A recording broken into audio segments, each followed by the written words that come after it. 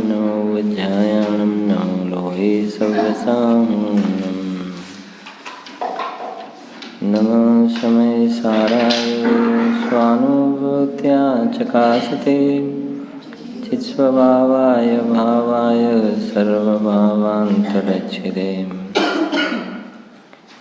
मोक्षमार्गस्य नेतारं वेतारं कर्मभृभृतां ज्ञातारं विश्वतत्त्वानां वन्दे तद्गुणलब्धये नमः श्रीवर्धमानाय निधोतकलिलात्मने सालोकानां त्रिलोकानां विद्यादर्पणायते।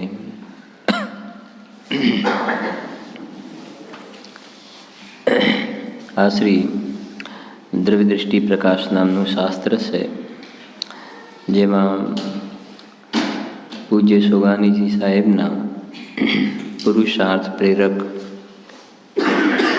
બોલ જે છે, એમના ઉદ્ગાર છે, એનું સંકલન છે. એમાં છેલ્લે સ્વાધ્યાયમાં આપણે 21 થી 25 બોલનો સ્વાધ્યાય થયો હતો. એના બોલને વાંચી અને પછી 26ના બોલથી સ્વાધ્યાય શરૂ કરીએ છીએ આપણે. 21 નંબર.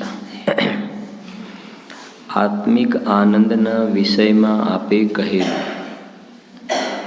કે જ્યાં એકવાર આનંદની ઘૂંટ પી લીધી ત્યાં તો વારંવાર તે જ ઘૂંટ પીવા માટે પોતાની તરફ આવવું પડશે. બીજી કોઈ જગ્યાએ પરિણતિને રસ જ નહીં પડે. વારંવાર પોતાની તરફ આવવાનું જ લક્ષ્ય રહેશે. બીજો બધો રસ ઉડી જશે. 22 નંબર. સહેજ પુરુષાર્થના વિષયમાં આપે કહેલું. શું કહ્યું? જો પુરુષાર્થ કરું તે વાત પણ નથી. સહેજ પુરુષાર્થનું એવું સ્વરૂપ હોતું નથી. હું વર્તમાનમાં જ અનંત પુરુષાર્થનો પિંડ છું. એવા સ્વ આશ્રયમાં પર્યાય દ્રવ્ય તરફ ઢળી જાય છે. તેથી ઉપદેશમાં પર્યાયની અપેક્ષાએ પુરુષાર્થ કરવાનું કહેવામાં આવે છે. 23. હું ખુદ જ વર્તમાનમાં ભગવાન છું. તેમાં ભગવાન થવું પણ ક્યાં છે? પોતાના સ્વભાવમાં દૃષ્ટિનો પ્રસાર થતાં પર્યાય પોતાની તરફ ઝૂકતા પર્યાયમાં કેવલ જ્ઞાન સિદ્ધ દશા આદિ થશે જ. મારે તો તેનાથી પણ પ્રયોજન એટલે કે દૃષ્ટિ નથી. 24. પહેલાં તો તત્વની ધારણા બરાબર હોવી જોઈએ, પરંતુ ધારણા અંતરમાં ઉતરે ત્યારે સમ્યક જ્ઞાન થાય છે. ધારણામાં પણ આ તરફનું એટલે કે આત્માનું લક્ષ્ય હોવું જોઈએ. 25 નંબર. પોતાના ત્રિકાલી અસ્તિત્વમાં અહમપણું થવાથી પર્યાય બુદ્ધિ છૂટી જાય છે. આટલે સુધી આપણે સ્વાધ્યાય થયો હતો. 26 બોલ. વિભાવ તો મારાથી બહુ જ દૂર છે. હવે કેટલું કહી દીધું આની અંદર. પછી શરીરથી ભેદ જ્ઞાન, સ્ત્રી પુત્રાદિથી ભેદ જ્ઞાન, ધન સમાજ ગજબાજ રાજ એનાથી ભેદ જ્ઞાન. એ તો પ્રશ્ન જ ના રહ્યો ને. પ્રશ્ન જ ના રહ્યો. કેમ કે અહીંયા તો આ વાત આવી કે વિભાવ તો મારાથી દૂર નહીં, વિભાવ તો મારાથી બહુ જ દૂર છે. બહુ જ દૂર એટલે ક્ષેત્રની અપેક્ષાએ દૂરની વાત છે. અહીંયા બહુ જ દૂર છે એટલે સમજાય છે કે નહીં?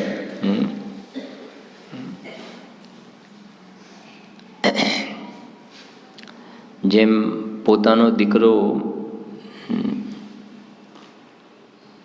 પોતાનું અપમાન કરતો હોય, ખોટે રસ્તે ચડેલો હોય, તો પછી પરિવારવાળા કહે છે ને, હા, કે એને મળવાની વાત તો દૂર,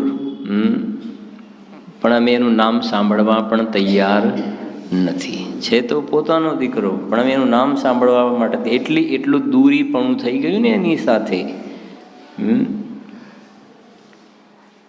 એવી રીતે આ વિભાવના પરિણામ જે છે એ આત્માથી વિમુખ પરિણામ છે, પરનું લક્ષ્ય કરીને ઉત્પન્ન થયેલા છે. એટલે કહે છે વિભાવ તો મારાથી બહુ જ દૂર છે. વિભાવ એક શબ્દ જ મૂકી દીધો, એની અંદર શુભ ને અશુભ બંને પરિણામ આવી ગયા, બહુ જ દૂર છે. વિષમ ભાવ સવારે હતું ને ગુરુદેવસિંહના પ્રવચન, વિષમ ભાવ આત્માની સાથે, આત્માની જે નાત અને જાત કહેવાય, અને આ વિભાવ એટલે શુભાશુભ ભાવની નાત અને જાત, એ બંનેનો કોઈ મેળ ખાતો નથી. લૌકિક ભાષામાં કહીએ તો બંનેના જન્માક્ષર મળતા આવતા નથી, એ અલગ વસ્તુ છે. વિભાવ તો મારાથી બહુ જ દૂર છે. હવે આગળ અહીંયા તો પરિણામ એટલે કેવું છે, શુદ્ધ પર્યાય પણ મારાથી ભિન્ન છે. વાત થઈ ગઈ ને.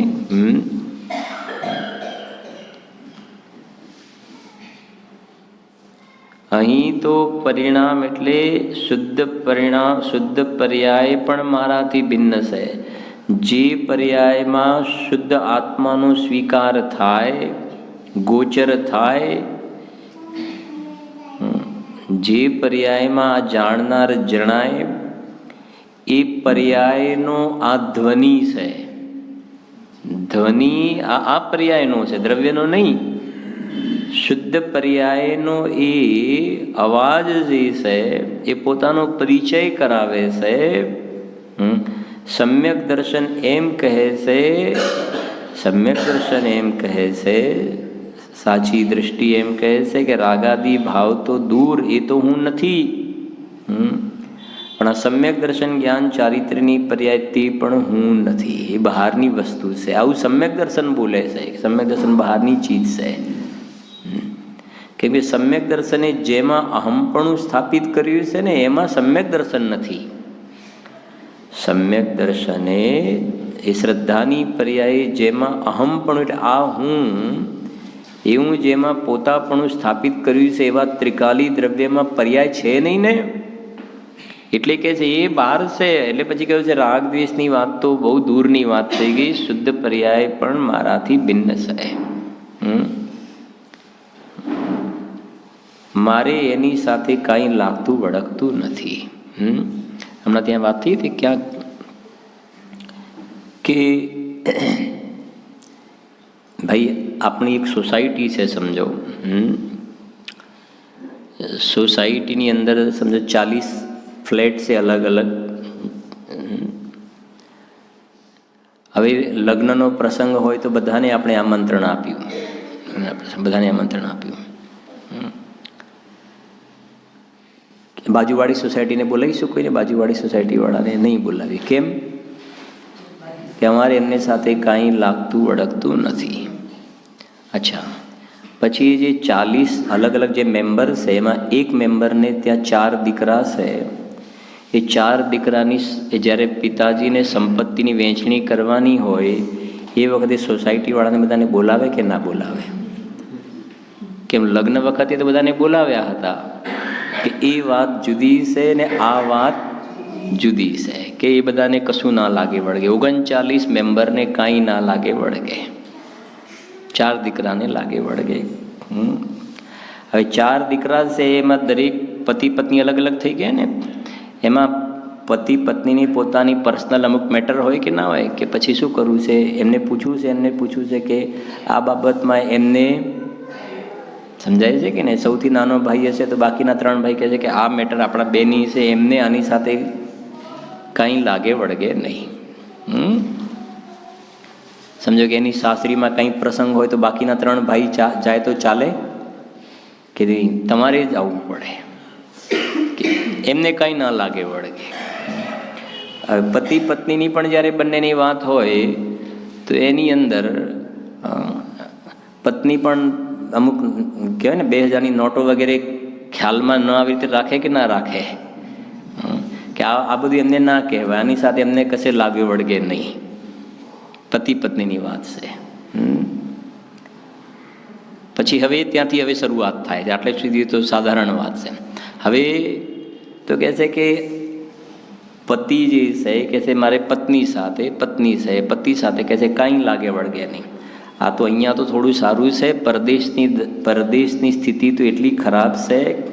પતિ પત્ની બંને કમાવા માટે જાય, મજૂરી કરવા માટે. કમાવા તો શું પાપની. બંનેને એકબીજાને પોતપોતાની રીતે ખ્યાલ આવે ને, આવે જાય કમાવાનું જમાવાનું. ફ્રીજમાં હવે કોઈ કહે કે 6-7 દિવસનું મૂકી દીધું હોય, અને પાછા કહે કે ભારતમાં શું કહેવાય, આપણે ભારતમાં ફંગલનું થોડું વધારે સમસ્યા છે, પરદેશમાં ફંગલનો પ્રોબ્લેમ નથી, એટલે બનાવીને ફ્રીજમાં મૂકી દેવાનું અને પછી જરૂર પડે તો ઓવનમાં મૂકીને ગરમ કરીને ખાઈ લેવાનું. ત્યાં કોઈ જેમ આપણે ફૂગ વગેરે લાગી જાય એવું ત્યાં હોતું નથી. એટલે એનો પુણ્યનો ઉદય સમજે છે. સમજણ પડે છે કે નહીં, કે બનાવો મૂકી દો. અને કોણ વચ્ચે વાત કરતું કે છોકરા જે સ્કૂલમાં ભણવા માટે જતા હતા કે અઠવાડિયાના જાય કોઈ વખતે તો રોલ બનાવીને કંઈક મૂકી દીધા હોય, એની ઉપર સન્ડે મંડે ટ્યુઝડે એવું લખી દીધું, એટલે છોકરો સન્ડે આ લઈ જાય, મંડે આ લઈ જાય, ટ્યુઝડે આ લઈ જાય. એવી જાતિની સ્થિતિ છે. મારે તો ખાલી અત્યારે એ કેવું છે, અત્યારે એમાં નથી જતા આપણે, કે એ બંને કહે છે કે આ મારી મેટર છે, આ તમારી મેટર, તમારે મારામાં માથું નહીં મારવાનું, મારે તમારા માથું, તો આપણી ગાડી બરાબર ચાલશે. કાંઈ લાગતું વળગતું નથી. હવે કહે છે કે આ શરીર જે છે કે શરીર સાથે, જ્ઞાની કહે શરીર સાથે મારે કાંઈ લાગતું વળગતું નથી. મુનિરાજ શું કહે છે, શરીર સાથે મારે કાંઈ લાગતું વળગતું નથી. એનાથી અંદર આવો તો આ જે શુભ ને અશુભ ભાવ થાય છે એક સમયની પર્યાયમાં, તો કહે છે કે અમારે કશું લાગતું વળગતું નથી. હવે છેલ્લું શું આવી ગયું, આત્માને જોવાવાળી પર્યાય, જેમાં શુદ્ધ આત્માનો સ્વીકાર થાય છે, એ આ ત્રિકાલી દ્રવ્ય સમ્યક દર્શનનો વિષય કહે છે. એ સમ્યક દ્રષ્ટિએ જેમાં અહમપણું સ્થાપિત કર્યું છે, એ કહે છે કે આ એક સમયની પર્યાય સાથે મારે કશું લાગતું વળગતું હો તો ભલે હો તો ભલે હો. જેમાં શરીર બહારમાં છે, સ્ત્રી પુત્રાદિ બહારમાં છે, એમ સમય ઉત્પાદ વ્યયની પર્યાય હો તો ભલે હો તો ભલે હો. પણ અમારા માટે એ પર્યાય આશ્રય કરવા યોગ્ય નથી. આવી પર્યાય આવા પ્રકારનો એનો સ્વર પર્યાયનો છે આ, એટલે કહે છે. જો તો આ વસ્તુ ખ્યાલ આવી જોઈએ કે સમ્યક દર્શન જેના આશ્રય થાય છે, એ શુદ્ધ આત્માની અનુભૂતિ કરવા માટે ઉપયોગનો કેટલો સંકેલો કરીને, શ્રીંક કરીને, સંકોચીને, ક્યાંથી સંકોચીને ઉપયોગને ક્યાં લઈ જવાનો છે, ત્યારે સમ્યક દર્શનની પ્રાપ્તિ થાય છે. એમને એમ બહારમાં જે સ્થૂળ જે ભાવોમાં રોકાયેલો હોય અને સમ્યક દર્શન થઈ જાય એમ નહીં બને ભાઈ. કેમ એટલે માટે ભાઈ આ બધા બોલ જે છે પુરુષાર્થ પ્રેરક બોલ છે, જ્ઞાન પ્રધાન શૈલી નથી. આમાં દ્રષ્ટિ પ્રધાન શૈલીવાળા બધા બોલ છે. અને એમને સ્વયં કહ્યું છે કે મારી તો પહેલેથી દ્રષ્ટિ પ્રધાન શૈલી છે. એટલે સીધી ત્રિકાલી દ્રવ્યની જે આશ્રય કરવાની જે પ્રયોજન છે એની મુખ્યતાથી કથન તમને આવશે. જો અહીં તો પરિણામ એટલે શુદ્ધ પર્યાય પણ મારાથી ભિન્ન છે.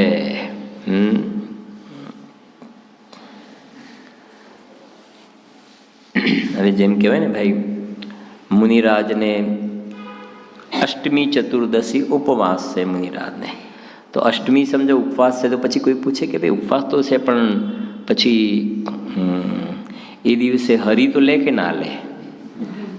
ઉપવાસ છે તો હરી તો લે કે ના લે? અરે ઉપવાસ કહી દીધું ને. હવે ઉપવાસ છે તો પછી હરી લે કે ના લે પ્રશ્ન ક્યાં રહ્યો? એમ અહીંયા એ કહેવું છે કે જ્યારે શુદ્ધ પર્યાયથી પણ ભગવાન આત્મા ભિન્ન છે, તો પછી મલિન પર્યાય તો હવે પ્રશ્ન જ ક્યાં રહ્યો? મલિન પર્યાયની કોઈ ચર્ચા કરવાની રહી જ નહીં. હા, જુઓ હવે જુઓ, હું તો અપરિણામી છું. હવે આ પરિચય પોતાનો, હું તો અપરિણામી. અપરિણામી એટલે કાયમ રહેવા વાળી વસ્તુ હું છું.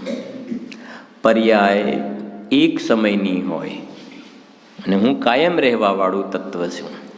ભલે કેવલ જ્ઞાનની પર્યાય બીજા સમયે, ત્રીજા સમયે, ચોથા સમયે કેવલ જ્ઞાન, કેવલ જ્ઞાન, કેવલ જ્ઞાન થાય, એવી ને એવી જ પર્યાય ઉત્પન્ન થાય, પણ એની એ નથી હોતી. બીજા સમયે એનો વ્યય થઈ જાય છે અને નવી પર્યાયનો ઉત્પાદ થાય છે. ભલે કેવલ જ્ઞાન છે ત્યાં પણ એ નવી જન્મ થાય છે, એની એ નથી. જ્યારે હું તો સમજો એવું ને એવું એના કહેવું એના કરતાં હું તો એનું એ જ તત્વ છું. સમજાય છે કે નહીં? એનું એ જ છું એનો મતલબ પછી એવું ને એવું કહેવાની કોઈ જરૂર રહેતી, એનું એ જ છું ને, તો પછી એનો મતલબ એ તો એવું ને એવું તો આવી જ ગયું ત્યાં ગાડી. એની વાત કરે છે અહીંયા અપરિણામી. જેમ જૂનું સોનું છે 100 વર્ષ જૂનું, અને આજે એના કોઈ ઓર્નામેન્ટ બનાવે આપણે, તો કે આ તો એનું એ જ છે, આ 100 વર્ષ પહેલાંનું હતું ને એનું, એવું ને એવું કહેવાની જરૂર નથી. તમે એનું એ છે એટલે પછી એવું ને એવું તો અંદર ગર્ભિત રૂપમાં આવી ગયું. એવું ને એવું તો ગર્ભિત રૂપમાં, સમજાય છે? અને એ જે સોનાની વીંટી જે છે એના માટે આપણે કહીશું કે એવી ને એવી, એવી ને એવી. પછી ભગાવીને પાછું બીજું બનાવ્યું ને, તો પછી જે બીજો ઘાટ બને થોડા વર્ષ એવો ને એવો, એનો એ નહીં કહેવાય, કેમ કે પછી બદલાઈ ગયું ને. ત્યારે સોનું જે છે એનું એ, એમાં જ્ઞાયક ભાવ અનાદિ અનંત એનો એ, તે તો તે જ છે. એ કહે છે જો હું તો અપરિણામી છું, એક સમયના પરિણામની સાથે વહેતો નથી. એટલા માટે જે દ્રવ્યનું લક્ષણ બાંધ્યું ને, ઉત્પાદ વ્યય દ્રવ્ય યુક્તમ સત, યુક્તમ મને ત્રણેય મળીને યુત્પાદ વ્યય દ્રવ્યુક્તમ સત, અને સત દ્રવ્ય લક્ષણમ, દ્રવ્યનું લક્ષણ સત છે. અને સત કોને કહેવાય? કે ઉત્પાદ વ્યય દ્રવ્ય યુક્તમ સત, ત્રણેય મળીને ભેગું સત થાય. હવે આ ત્રણેય મળીને ભેગું સત થાય, પણ ત્રણ જ્યારે બોલ્યા ને, ત્રણ બોલ્યા તો એનો મતલબ ત્રણેયનો ભાવ અલગ છે. ત્રણ બોલ્યા એનો મતલબ ત્રણેયનો ભાવ અલગ છે. તો ઉત્પાદ જે છે એ ઉપજતા ભાવને આશ્રિત છે. પ્રવચન સાર, ઉત્પાદ ઉપજતો ભાવ એને આશ્રિત, વ્યય નષ્ટ થતા ભાવને આશ્રિત છે, અને દ્રવ્ય જે છે ને એ જે ટકતો ભાવ છે એને આશ્રિત છે. સમજાય છે?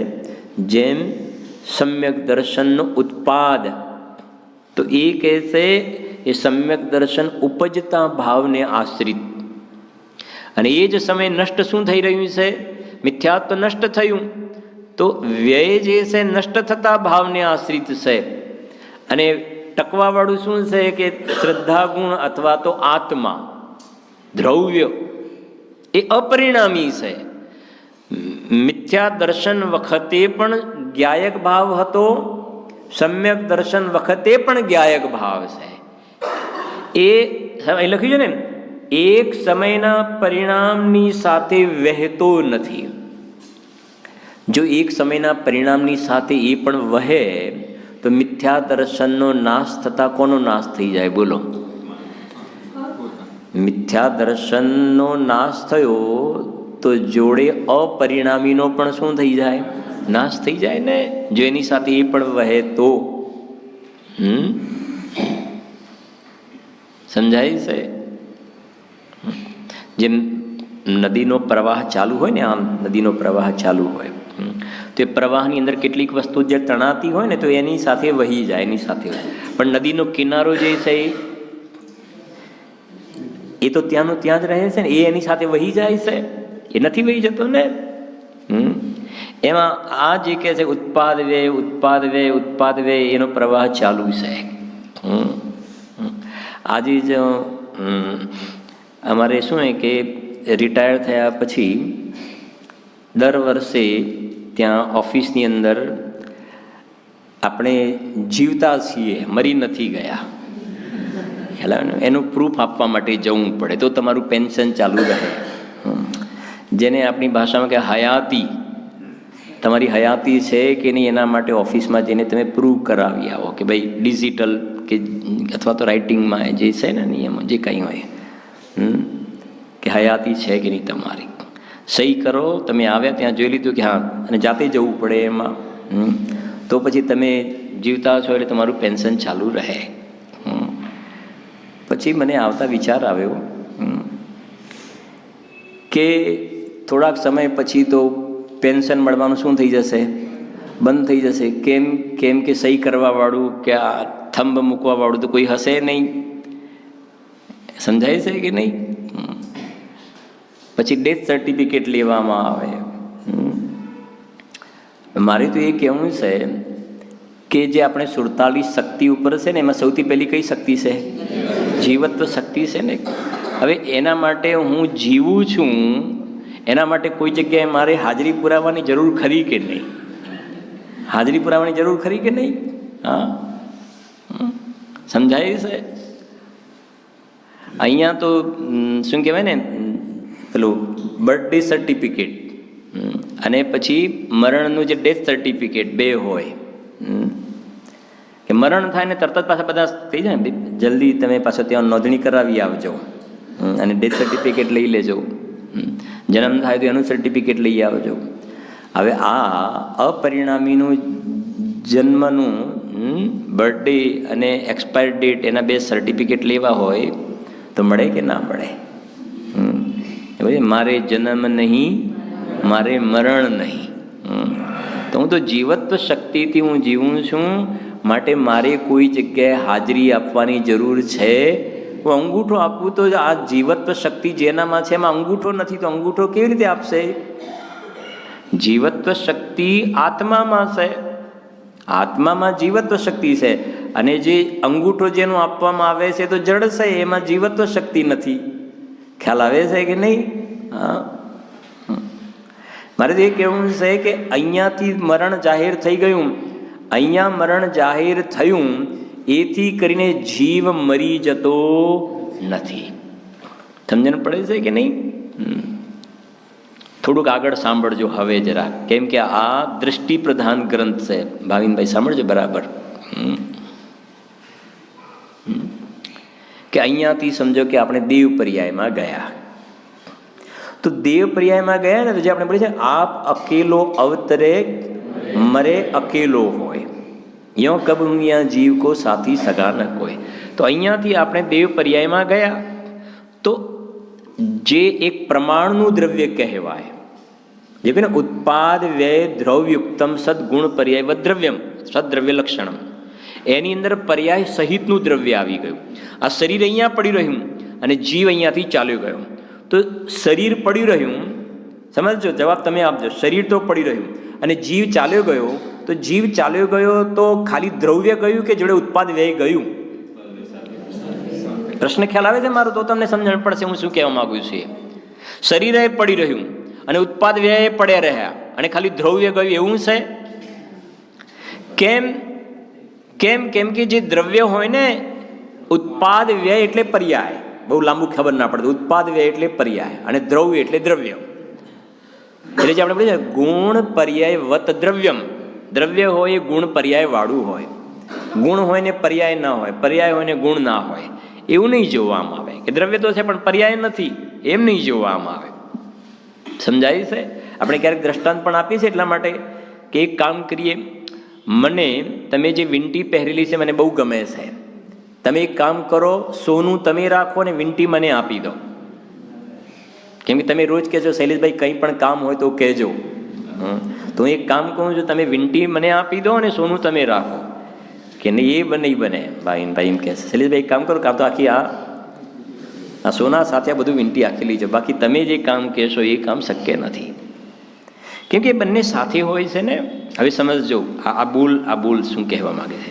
અહીંયાથી જીવ દેવ પર્યાયમાં ગયો તો શરીર છૂટી ગયું, પણ એ જીવ જે ગયો ને તો ઉત્પાદ વ્યય દ્રવ્યુક્તમ સત, એ પ્રમાણનું દ્રવ્ય કહેવાય. પ્રમાણનું દ્રવ્ય. તો જે 12 ભાવનામાં જે બોલવામાં આવે છે કે એકલો જીવ આવ્યો છે ને એકલો જાય છે, પ્રમાણના દ્રવ્ય તરફથી વાત છે. હવે અહીંયા વાત અલગ છે. સમયસાની છઠ્ઠી ગાથામાં કંઈક અલગ કહેવું છે. છઠ્ઠી ગાથા શું છે? નથી અપ્રમત્ત કે પ્રમત્ત નથી, જે એક જ્ઞાયક ભાવ. તો પ્રમત્ત અને અપ્રમત્ત એ શું છે? પ્રમત્ત અને અપ્રમત્ત એ પર્યાય છે, ઉત્પાદ વ્યય. તો છઠ્ઠી ગાથામાં તે બતાવ્યું છે કે આ જે અહીંયાથી જીવ દેવ પર્યાયમાં ગયો તો ઉત્પાદ વ્યય તો થઈ રહ્યો છે ને. તો કે જે સમ્યક દર્શનનો વિષય શું છે? તો સમ્યક દર્શનનો વિષય, જેના આશ્રય સમ્યક દર્શનથી લઈને કેવલ જ્ઞાન થાય છે, એ સમ્યક દર્શનનો વિષય જે શુદ્ધ આત્મા કહ્યો, તો એ સમ્યક દર્શનના વિષયમાં શરીર તો નથી, એ તો વાત છોડો, પણ આ જે પ્રમત્ત અને અપ્રમત્ત દશાઓ એટલે પર્યાય છે, એ પરિણામ માત્રથી ભિન્ન છે. કોઈ પણ પ્રકારની પર્યાયને સ્પર્શતો નથી. સમજણ પડે છે? એટલે ચાલે નથી અપ્રમત્ત કે પ્રમત્ત નથી, જે એક શબ્દ ત્યાં પડ્યો, ત્યાં પેલી 12 ભાવનામાં એક શબ્દ આવ્યો ને, એ પ્રમાણનું દ્રવ્ય માટે. અને સમયસારની જે છઠ્ઠી ગાથામાં અપરિણામી બતાવ્યો છે, પર્યાય વગરનું દ્રવ્ય. ઉત્પાદ વ્યયને તમે ના જુઓ, ઉત્પાદ વ્યય વગર બાકી કંઈક બચે છે. એટલા માટે હંમેશા આપણે દ્રષ્ટાંત પણ, સોનીના ત્યાં આપણે વેચવા માટે ગયા, હાર કે મુગટ કાંઈ પણ, તો સોની હાર મુગટને નથી જોતો, ખાલી સોનાનો ભાવ આપે છે. તો એને હાર અને મુગટ એની દ્રષ્ટિમાં જોવાનું ગૌણ થઈ ગયું, દ્રષ્ટિમાં જોવાનું. એમ કહે છે કે આ ઉત્પાદ વ્યય ભલે હોય, પણ તારે સમ્યક દર્શન પ્રગટ કરવું છે ને, ભગવાન બનવું છે ને, સુખી થવું છે ને, તો શરીરને તો છોડ જોવાનું, પણ અંદરમાં જે ઉત્પાદ વ્યય થાય છે એને જોવાનું પણ શું કરતું? બંધ કરી દે. એ એક જ્ઞાયક ભાવ, એને અપરિણામી કહેવાય છે. અપરિણામી એ ત્યાંથી સ્લીપ થઈને ખસીને આ ઉત્પાદ વ્યયવાળી પર્યાયમાં આવતો નથી. જો ત્યાંથી ખસીને પર્યાયમાં આવે તો પર્યાયનો નાશ થતા એનો પણ શું થઈ જાય? નાશ થઈ જાય છે. એને અપરિણામી સકલ નિરાવરણ અખંડ એક પ્રત્યક્ષ પ્રતિભાસમય અવિનશ્વર શુદ્ધ પારિણામિક પરમભાવ લક્ષણ નિજ પરમાત્મ દ્રવ્ય તે હું છું. આ સમ્યક દૃષ્ટિ આ હું છું. સકલ નિરાવરણ અખંડ એક પારિણામિક ભાવ જે અપરિણામી છે, 4 ભાવ પલટતા ભાવ છે, આ એમાં નથી આવતો. એટલે દરેક બોલની અંદર આપણે કહીએ ને, આ બધા પુરુષાર્થ પ્રેરક બોલ છે. સીધા વેઇનમાં ડાયરેક્ટ ઇન્જેક્શન, સીધી અસર કરે. બધે જોવાનું બંધ કરી દેવાની વાત છે. જેને પ્રવચન સારની 114 ગાથા, પર્યાયાર્થિક નયના ચક્ષુને સર્વથા બંધ કરી. હવે જો પરને જોવાના ચક્ષુ નહીં, પર્યાયને જોવાનું બંધ કરી દો, ઉત્પાદ વ્યયને. અને ઉઘાડેલા દ્રવ્યાર્થિક નયના ચક્ષુથી જોવામાં આવે તો એક જીવ ગાય તો સામાન્ય જ દેખાય છે. એ દેખાય અપરિણામી એટલે ખ્યાલ આવે છે ને. અપરિણામી એટલે ખસીને પર્યાયમાં નથી આવતો. પર્યાયનું લક્ષણ ઉત્પાદ વ્યય છે, અને આજે અપરિણામી જે જ્ઞાયક ભાવ છે એ ઉત્પાદ વ્યયમાં આવતો નથી. એટલે ઉત્પાદ વ્યયથી નિરપેક્ષ કહેવાય છે.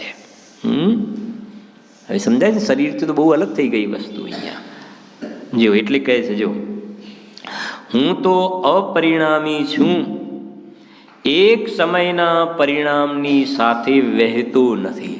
ભલે પરિણામ હો તો ભલે હો, પણ એ પરિણામનો નાશ થતા મારો નાશ થઈ જાય, કે પરિણામનો સમ્યક દર્શનનો જન્મ થયો તો પછી મારો જન્મ થયો, અને મિથ્યા દર્શનનો નાશ થયો તો મારો નાશ થઈ ગયો. તો કે એ બધું મને નથી લાગતું વળગતું, એની સાથે મારે કોઈ લેવા દેવા નથી. જે આપણે બોલ કહ્યું ને, સોસાયટીવાળો, લગ્નવાળો, આ તે, તો આ ત્રિકાલી ધ્રુવ જ્ઞાયક ભાવ કહે છે કે આ ઉત્પાદ વ્યય સાથે મારે કશું જ લાગતું વળગતું. સમ્યક દર્શન હોય તોય, મિથ્યા દર્શન હોય તોય મને કોઈ ફરક પડતો નથી. સમજાય છે કે નહીં? બુલેટ પ્રૂફ જેકેટ જેને પહેરેલું હોય, એ બુલેટ પ્રૂફ જેકેટ જેને પહેરેલું હોય એને પ્લાસ્ટિકની ગોળીઓ મારવામાં આવે,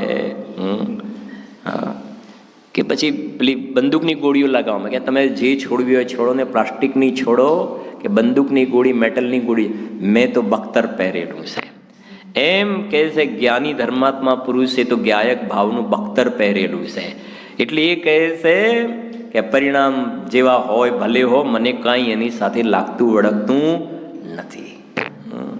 આનું નામ છે અનિત્ય ભાવના. બારે ભાવના આનંદની જનની છે. આ અનિત્ય ભાવનામાં માત્ર ક્ષણભંગુરતાની વાત નથી. અનિત્ય ભાવનાની અંદર નિત્ય તત્વ પણ બતાવ્યું છે, ધ્રુવ તત્વ, કે જેનું શરણ લેતા જીવને આનંદનો જન્મ થાય છે. 27 બોલ હવે આગળ જો. પ્રશ્ન: દ્રવ્યને પરિણામી કહીએ તો શું વાંધો? હરકત છે કઈ તમને? એવું પ્રશ્ન છે. આ દ્રવ્ય એટલે કયું દ્રવ્ય? ત્રિકાલી દ્રવ્ય. આ તમારે ખાસ પ્રમાણના દ્રવ્યમાં ઉત્પાદ વ્યય સહિતનું દ્રવ્ય, પર્યાય સહિતનું દ્રવ્ય પ્રમાણનું દ્રવ્ય, અને ખાલી પર્યાય વગરનું ગોલ્ડ ખાલી જુઓ, ગાયક ભાવ, એ ત્રિકાલી દ્રવ્ય. અને વીંટી સહિત સોનું, હાર સહિતનું સોનું, એમ આ રાગ દ્વેષ થાય છે, જાણવું જાણવું જે આનુજ્ઞાન એ પર્યાય સહિતનું દ્રવ્ય, એ ત્રિકાલ, એ પ્રમાણનું દ્રવ્ય. હવે અહીંયા શું કહેવું છે? દ્રવ્યને પરિણામી કહીએ, દ્રવ્ય પણ જેમ પર્યાય ઉપજે છે, નષ્ટ થાય છે, એમ દ્રવ્યને પરિણામી કહીએ તો શું વાંધો? ઉત્તર: પરિણામ પરિણામી કહેવામાં થોડો શબ્દ ફેર છે. શું કહ્યું? આવ્યું ને? પરિણામ પરિણામી એટલે એક સમયની જે પર્યાય છે ને, એ તો પરિણામ છે, અને પરિણામ સહિતનું દ્રવ્યને પરિણામી કહેવાય. એમાં પરિણામી દ્રવ્ય જ્યાં કહીએ છીએ ને, પરિણામી દ્રવ્ય, ત્યાં પર્યાયની ભેગી અપેક્ષા આવી ગઈ. જો ચોખવટ કરી છે. પરિણામ પરિણામી કહેવામાં થોડો શબ્દ ફેર છે. પરિણામથી પરિણામીને બતાવવામાં પણ પરિણામનું લક્ષ્ય થાય છે. એને મૂળ શું કરે છે? પેલું જે ગમતું હોય ને એ વાત પકડી લે છે. આંખમાં ચલી જાય. તેથી પરિણામનું લક્ષ્ય નહીં કરવાના હેતુથી પરિણામ પરિણામી નહીં, પરંતુ અપરિણામી અને પરિણામ એમ કહો. સમજાય છે ને? પરિણામ અને પછી શું? પરિણામી. એમ નહીં, કેમ કે જે અપરિણામી છે ને, અપરિણામી પણ સમજો, અપરિણામી પણ નિરંતર દ્રવવાનું કામ તો એનું શું છે? ચાલુ છે ને, નિરંતર. એ પણ એ જેવું છે એવો ને એવો દ્રવી રહ્યો છે. એટલે પ્રશ્નકારનો એ પ્રશ્ન છે કે તમે એને અપરિણામી કેમ કહો? એને પરિણામી નામ આપો ને, પેલાનું નામ પરિણામ આપો ને આનું નામ તમે શું આપી દો? પરિણામી આપી દો. પ્રશ્ન સમજાય છે કે નહીં? જેમ સોનાના અલગ અલગ ઘાટ બનતા જાય, તો જે ઘાટ બનતા જાય એને પરિણામ નામ આપો, અને દરેક અવસ્થામાં સોનું પણ સોના રૂપે દ્રવી રહ્યું છે ને, તો એનું નામ પરિણામી આપો. એનું નામ તમે અપરિણામી શું કામ આપો છો? એ પણ દ્રવી તો રહ્યું છે સોના રૂપે. તો એમનું કહેવું છે, શું કહેવું છે? પરિણામથી પરિણામીને બતાવવામાં પણ પરિણામનું લક્ષ્ય થાય છે. તેથી પરિણામનું લક્ષ્ય નહીં કરવાના હેતુથી પરિણામ પરિણામી નહીં, પરંતુ અપરિણામી અને પરિણામ એમ કહો. એટલે બેને બિલકુલ જુદા પડતા. કે જે પરિણામી કહ્યું ત્યાં પણ વાસ્તવમાં તો જે પેલું પરિણામી કહેતા એને દરેક સમય પલટતું હોય ને વજન, એનું પરિણામ તરફ ચાલ્યું જાય છે. એટલે અમે એનું નામ પાડી દીધું છે અપરિણામી. પરિણામીનું નામ અમે શું પાડી દીધું છે? અપરિણામી પાડી દીધું છે. એટલે તમને એક બિલકુલ ચોખવટ થઈ જાય ગાડી કે અહીંયા કહેવાનો આશય છે. હા, જીવ. બાકી જીવની કહ્યું ને સ્થિતિ કેવી છે કે પોતાનું મનનું ગમતું એવું છે કે પરિણામી કહ્યું એટલે તરત જ એની નજર પર્યાયનું વજન આવી જાય છે. આપણે ક્યારેક દ્રષ્ટાંત આપીએ છીએ ને, એક એવું સૂત્ર આવે છે કે ગ્રાહકનો અને મોતનો કોઈ ભરોસો નથી હોતો. શું કહ્યું? ગ્રાહકનો અને મોતનો કોઈ ભરોસો નથી હોતો. એ ગ્રાહકનો એટલે દુકાન ઉપર આપણે બેઠા હોઈએ, બરાબર છે ને, જમવાનો ટાઈમ થયો, દુકાન બંધ કરીને જમીને અડધો કલાક આવીએ એટલામાં આને શું ટેન્શન થાય, કોઈ ગ્રાહક બાજુની દુકાનમાં જતું રહેશે તો બીજે તો એ શું કરશે કે અડધો કલાક માટે ઘરેથી એના કાં તો ટિફિન મંગાવી લેશે, કાં તો ઘરેથી શ્રીમતીને બોલાવશે, એ ત્યાં જશે, કાં તો કોઈ ભાઈને બેસાડશે. બીજું કેમ? ગ્રાહક બીજે ન ચાલ્યું જાય. ગ્રાહકનો ભરોસો નહીં, કેમ કે કહીને થોડો આવે. 1 કલાક માટે હું જોયું ને જો ગ્રાહક બીજે વળી ગયું તો, કેમ કે ઘણી જગ્યાએ દુકાનમાં એવું લખેલું હોય છે, ગ્રાહક મેરા દેવતા, દુકાન મેરા મંદિર, દુકાન મેરા મંદિર ને ગ્રાહક મેરા દેવતા. હા, કદાચ તમે સાંભળ્યું હશે ને. પાસે ઘણા તો દુકાનની ઉપર જે પેલો કસ્ટમર આવે ને ત્યાં આગળ લખ્યું હોય, આગળ ગ્રાહક તો રાજા હોતા હૈ और राजा कभी भाव नहीं करता है. સમજી ગયા ને? હા, એટલે પેલો કસ્ટમર આવીને લેવા માટે ઉભો આગળ લખ્યું હોય આમ, આ ઘડિયાળ હોય 500 રૂપિયાની, પેલો 1500 રૂપિયા દુકાનવાળો કે ત્યાં લખ્યું ગ્રાહક તો રાજા હોતા હૈ और राजा कभी भाव नहीं करता है. એટલે ભાઈ જો આપણે ભાવ કરીએ તો આપણું રાજા પણ નષ્ટ થઈ જાય. એને એક ખાલી સ્લોગને અંદરમાં એને એવો ભ્રમ ઘુસાડી દીધો કે હું શું થઈ ગયો? રાજા થઈ ગયો. બોલો, એ કોઈ ભાવતાલ કરવા તૈયાર નથી. હા, અને પેલો 1500 આપીને જાય ને દુકાનવાળો કહેશે કે આ કોને અમને સરસ મજાનો મંત્ર આપ્યો છે. હા, બોલો, ખ્યાલ આવે છે? કહેવાનો આશય એ છે કે ત્યાં એમ લખ્યું છે ગ્રાહકનો, અને બીજી વસ્તુ લખ્યું છે મોતનો કોઈ ભરોસો નથી હોતો. હવે આને ગ્રાહકવાળી વાત તો પકડી લીધી, પણ ખરેખર તો એ બતાવવું છે કે મોતનો કોઈ ભરોસો નથી હોતો, ક્યારે મરણ થઈ જાય. માટે મરણ આવે, પૂજ્ય ગુરુદેવજીના શબ્દમાં કે દેહ છૂટે, ભરોસો નથી ક્યારે દેહ છૂટી જાય. દેહ છૂટે એ પહેલાં, જેમાં સોગાનીજી સાહેબે સોનગઢમાં સમિતિના રૂમમાં બેસી રાગ અને જ્ઞાન જુદા છે, સમ્યક દર્શન સ્વાનુભૂતિ કરી લીધી, ભગવાનના લઘુનંદન બની ગયા ને, તો કહે છે કે દેહ છૂટે એ પહેલાં દેહથી ભિન્ન ભગવાન આત્માની તું અનુભૂતિ કરી લે. એનું નામ મોતનો કોઈ ભરોસો નથી. પણ આ બંનેમાંથી આને પોતાનું મનગમતું પકડ્યું. મારે તો એ બતાવવું છે, ગ્રાહકવાળી વાત પકડી લીધી અને વ્યવસ્થા કરી લીધી, પણ મરણવાળી વાત રહી ગઈ બાજુમાં. હા, તમે જ્યારે હોય ત્યારે સ્વાધ્યાય કરવાનું કહો, સ્વાધ્યાય કરવાનું કહો છો. હજુ તો ઘણા વર્ષો જીવવાનું છે. आज करे सो कल, कल करे सो परसो, इतनी क्या जल्दी है, जीना है बरસો. શું આટલું બધું સ્વાધ્યાયનું લઈને પકડી રાખ્યું છે તમે? અને પેલા LIC વાળા આવે ને સમજાવવા માટે, અને પાછી તરત જ વાત થાય. પાછા એ જ ભાઈ કહે કે તમે હમણાં કાલે દેખાયા નહીં, કે એવું હતું કે વીમો ઉતરાવ્યો, કે શેના માટે? કે ભાઈ જુઓ ને, મોતનો કોઈ ભરોસો છે? હમણાં તો શું કહેતો હતો? જીના હે બરસો, અને વીમો ઉતરાવી દીધો. કેમ કે પેલા વીમા કંપનીવાળા સાહેબ એવું કહ્યું, આ કલ કરે સો આજ, આજ કરે સો અબ, જિંદગી કા ક્યાં ભરોસા, હમે જાના હે કબ.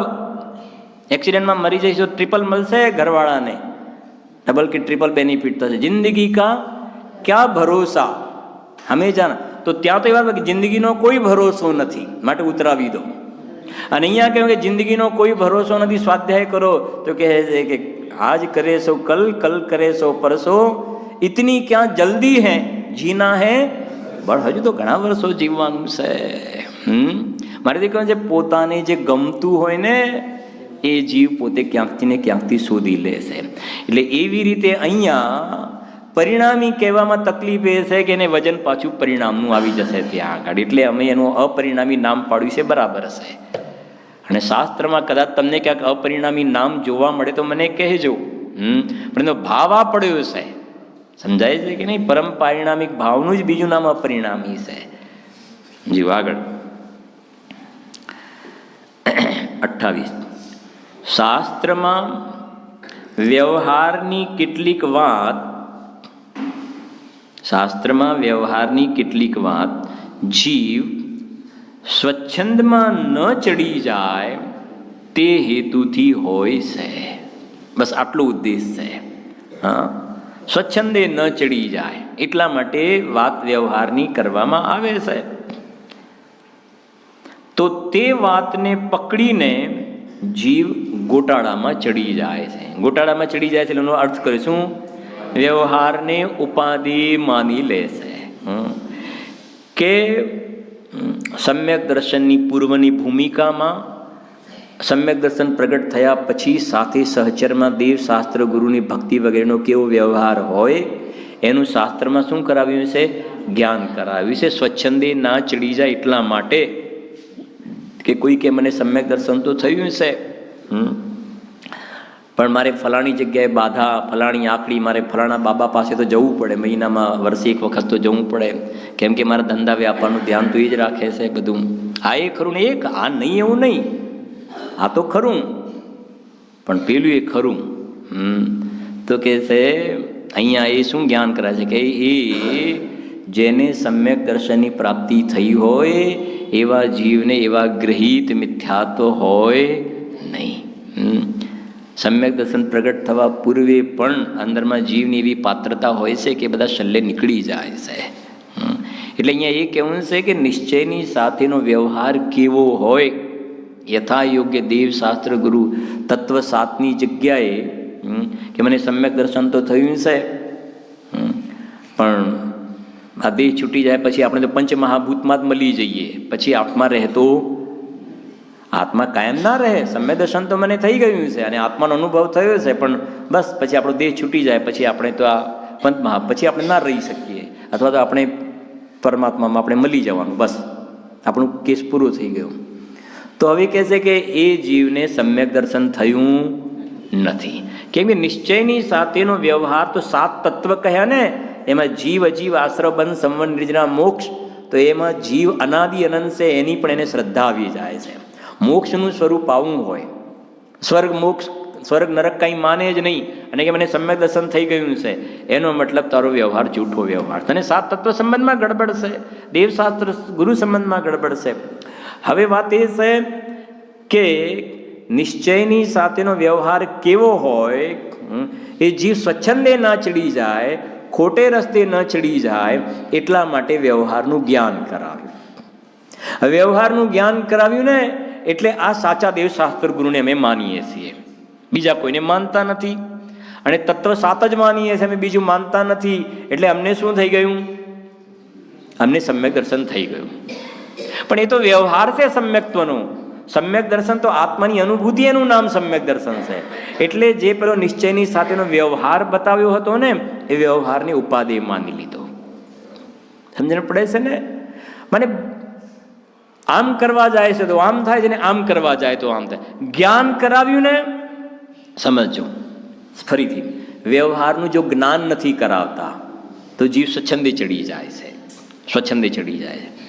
અને આપણા નેમચંદ કાકા એટલા માટે કહેતા હતા એક ખાસ વાત, કે વ્યવહાર એટલા માટે સમજાવવામાં આવે છે કે કોઈ 420 ઘૂસી ના જાય, એમ ભાષા એમ નથી, 420 ઘૂસી ના જાય. એટલે સમજી ગયા ને કે મને સમ્યક દર્શન થયું છે ને કે મોક્ષ બોક્ષ કાંઈ હોય નહીં, સ્વર્ગ નરક કાંઈ ના હોય.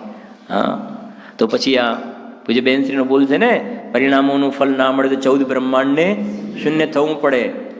સમકીર્તિનો ધ્વનિ તો આવો હોય નિશ્ચયની સાથેનો વ્યવહાર. હવે કે સમ્યક દર્શન થઈ જાય, સ્વર્ગ નરક જેવું કશું છે નહીં, મોક્ષ બોક્ષ કાંઈ ના હોય, એનો મતલબ શું થઈ ગયું? સમ્યક દર્શન નથી. સમજણ પડે છે ને? મને સમ્યક દર્શન થયું, આત્માની અનુભૂતિ થઈ, અંદરમાં આમ જ્યોત જેવું આમ ઝબક ઝબક ઝબક ચમકારો દેખાયો કાંઈક અંદરમાં.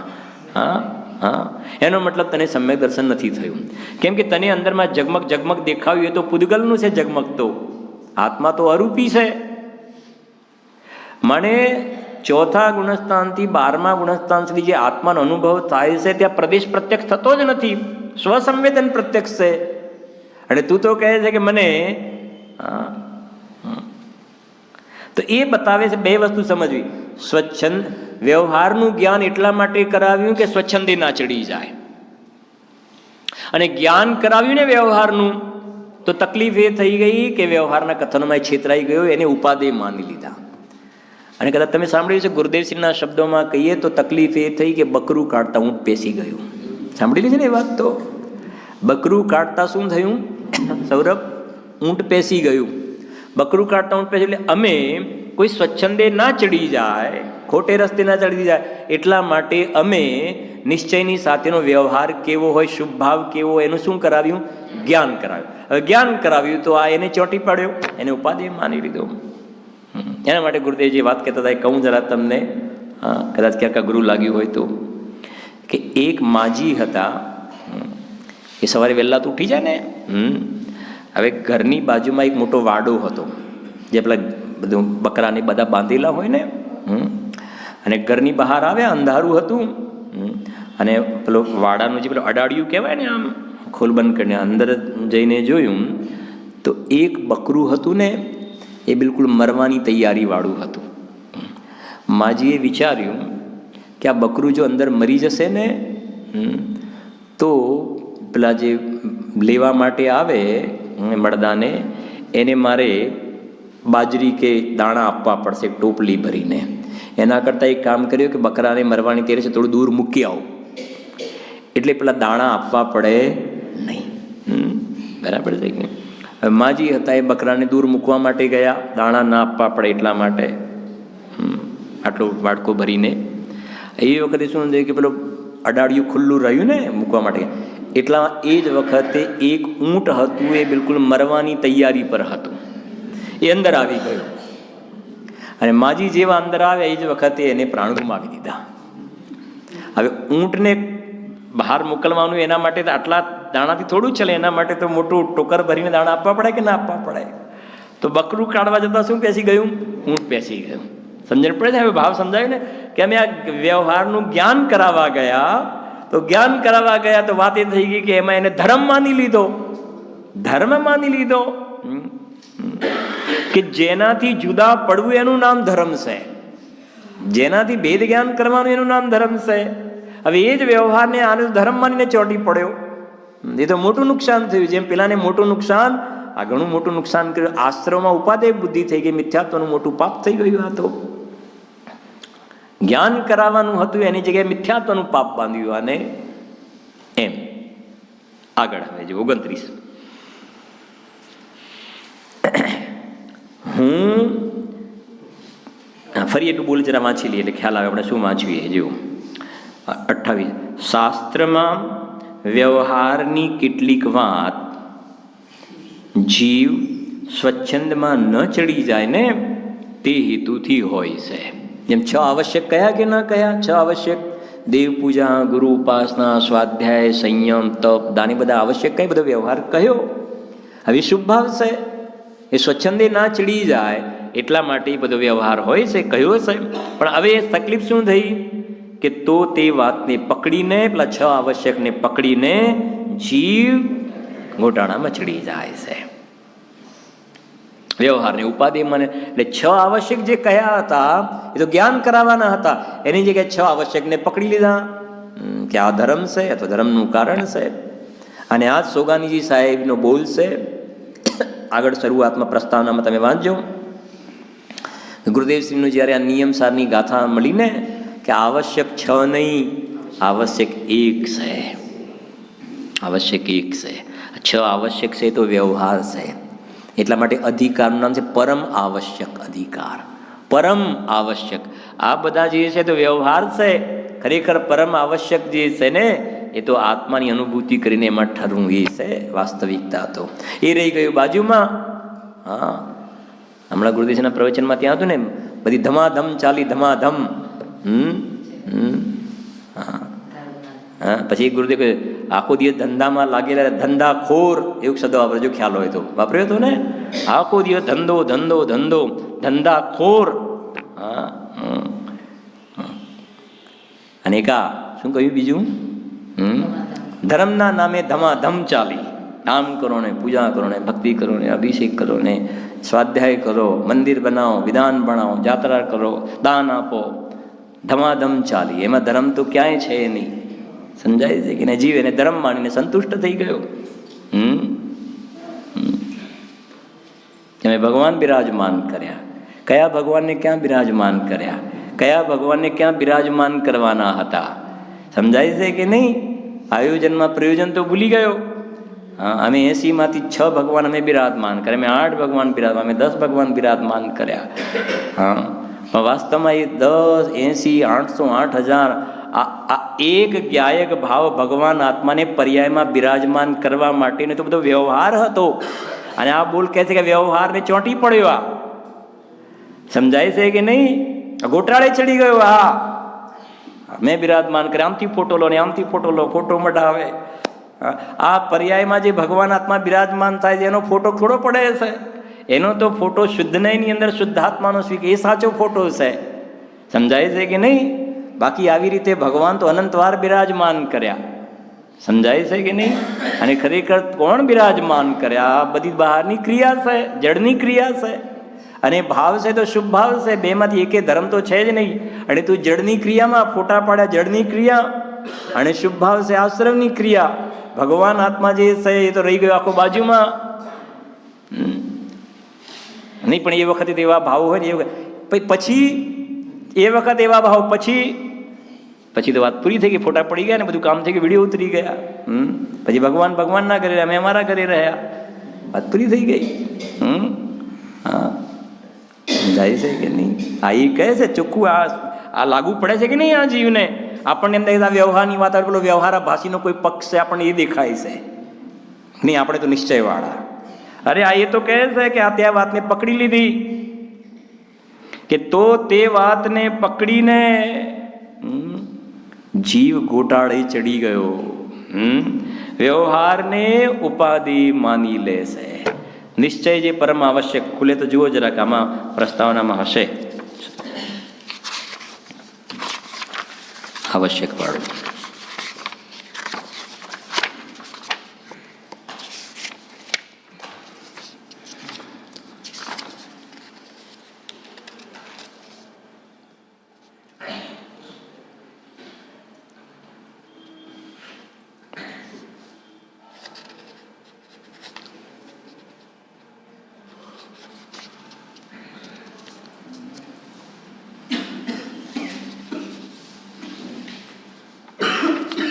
હોય તો ઠીક છે.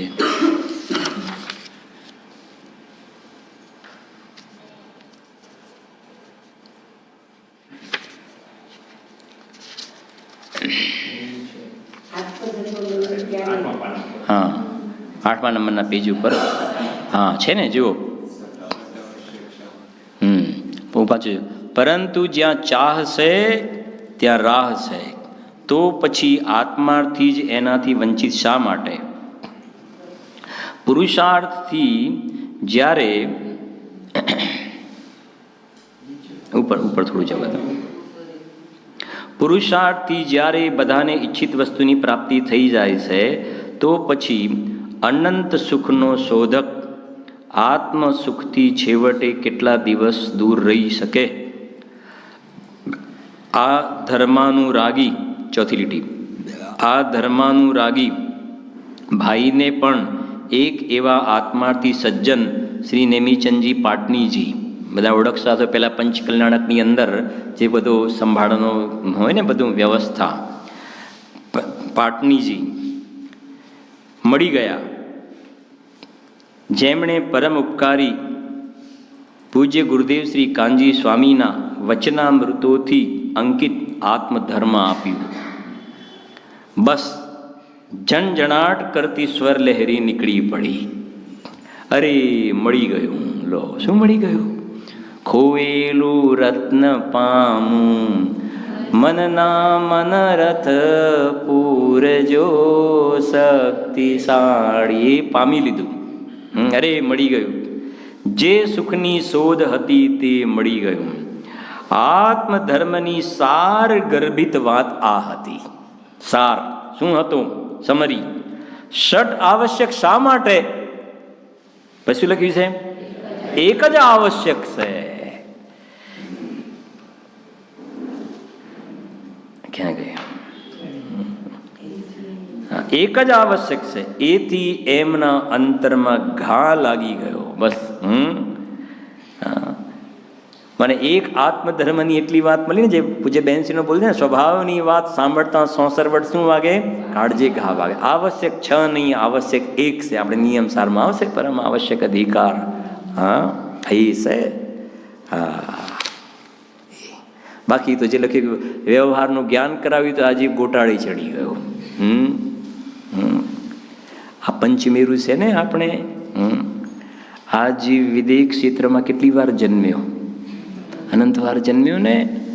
આપણે આ સમજો કે 20-25 ફૂટના પંચમેરુ જે ત્યાં 1 લાખ યોજનનું સુદર્શન મેરુ છે. 1 લાખ યોજનનું સુદર્શન મેરુ. અને અહીંયા જ્યાં એક જિનબિંબ દેખાય છે ને, ત્યાં એક મંદિરમાં 108 જિનબિંબ છે. 108. અને 500 ધનુષના રત્નના એવા મેરુની પ્રદક્ષિણા પણ 5 મેરુની દેવ પર્યાય ધારણ કરીને વાસ્તવમાં જે છે એવા પંચમેરુની પ્રદક્ષિણા પણ આજીવે અનંતવાર કરી. પણ એ પર્યાય પોતાના ભગવાન આત્માની પ્રદક્ષિણા ના કરી, એટલે એના પંચ પરાવર્તન ત્યાંને ત્યાં ઊભા રહ્યા. આ સમજાય છે કે નહીં? હવે ચાહે તો એ રિયલ પંચમેરુની સાક્ષીએ અંદરમાં પોતાના ચૈતન્ય મેરુની અનુભૂતિ કર, અને ત્યાં નથી જઈ શકાતું તો અહીંયા પંચમેરુ જે બિરાજમાન કર્યા છે એ પોતાના ચૈતન્ય મેરુને જોવા માટે બિરાજમાન કર્યા છે. વાત તો આટલી છે. હમે શક્તિ સો નાહી ઇહા કરી સ્થાપના. બિરાજમાન આ પર્યાયમાં ભગવાન આત્માને ચૈતન્ય સુદર્શન મેરુ છે એને બિરાજમાન કરવા માટે મળ્યા છે. એટલે એ વસ્તુને તું ના ભૂલી જતો. વાત તો એટલી છે. બસ એ પ્રયોજન ના ભૂલતો. જીઓ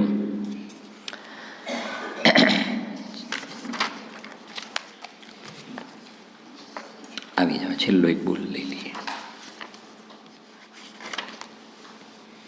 29 હતો ને.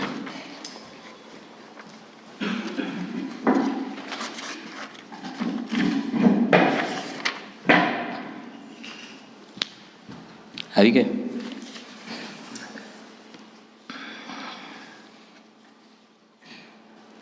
Page number 9.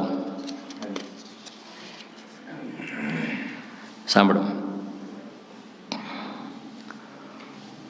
હું ત્રિકાલી, એટલે હું ત્રિકાલી છું ને, એ પરિણામમાં જતો નથી. મારે બાજુવાળાના ઘેર જવાની બાધા છે, કે છે ને, અણબનાવ બની જાય તો એમ કે છે મારે પર્યાયના ઘેર જવાની શું છે? આ જીવન અનાદિ અનંત પ્રતિજ્ઞા છે કે હું પર્યાયના ઘરમાં નથી જતો. એટલે પર્યાયના ઘરમાં શું થાય છે એ મારે જોવાનું રહેતું નથી. આ શહેરોમાં એવું જ હોય છે ને, બાજુવાળાના ઘેર શું થાય છે, કોઈ કોઈનામાં માથું ના મારે. એમાં પર્યાયનું ઘર એ કે દ્રવ્ય કહે છે અમે એના ઘરમાં માથું નથી મારતા. હું ત્રિકાલી જે છું એ પરિણામમાં જતો નથી. ત્રિકાલી સ્વભાવમાં અહમપણું થતા પરિણામ સહેજ જ મારી તરફ આવે છે. સમજાય છે કે નહીં? સહેજ એ બાજુ આવે છે. જેમ અહીંયા ગાડી એક સાકર મૂકેલી હોય તો જે કીડી જે હોય ને, એ સાકર હોય તો કીડીઓ આપોઆપ ત્યાં આવી જાય છે. કીડી આપોઆપ આવી જાય છે. એમ કહે છે કે આ દ્રવ્ય સ્વભાવનો જ્યાં મહિમા આવ્યો ને, તો પર્યાય સહેજ એ બાજુ ઢળી જાય છે. જેમ કીડીને સાકરમાં રસ દેખાયો તે તરફ દોડે છે, એમ પર્યાયને દ્રવ્ય સ્વભાવ રસવાળો દેખાય છે તો પર્યાય એ બાજુ સહેજ ઢળી જાય છે. તું રૂચતા જગતની રુચિ આળસે છો. એ 30મો ગુણ. હું વર્તમાનમાં જ પરિપૂર્ણ છું. લો, કૃતકૃત્ય છું. ના, સિદ્ધ ભગવાન કે સિદ્ધ ભગવાનની વાત, સિદ્ધ ભગવાનની ઘરની વાત, અમારા ઘરની વાત છે. વર્તમાનમાં જ પરિપૂર્ણ છું. કે પછી આ બીજું બધું બહારનું કરવાનું, અંદરનું કાંઈ નહીં. કૃતકૃત્ય છું. મારે કાંઈ કરવું ધરવું છે જ નહીં. એવી દ્રષ્ટિ થતા છે તો આવો, અને એવી દ્રષ્ટિમાં એવી શ્રદ્ધા થઈ, જ્યાં સ્વીકાર થયો, શ્રદ્ધા દ્રષ્ટિ થતા પરિણામમાં આનંદનો અંશ પ્રગટ થાય છે. પરિણામની અંદર આનંદનો અંશ પ્રગટ થઈ જાય છે. અને વધતા વધતા પૂર્ણતા થઈ જાય છે. જેને ગુરુદેવસિંહના શબ્દ બીજ થઈને તો પૂનમ થઈ છૂટકો. એમ અંદરમાં આત્માના આશ્રય આનંદ આવ્યો ને તો ગેરંટીથી આનંદ વધશે વધશે ને વધશે. જેમ જેમ સ્વરૂપમાં વિજ્ઞાન ઘન થતો જાય એમ એમ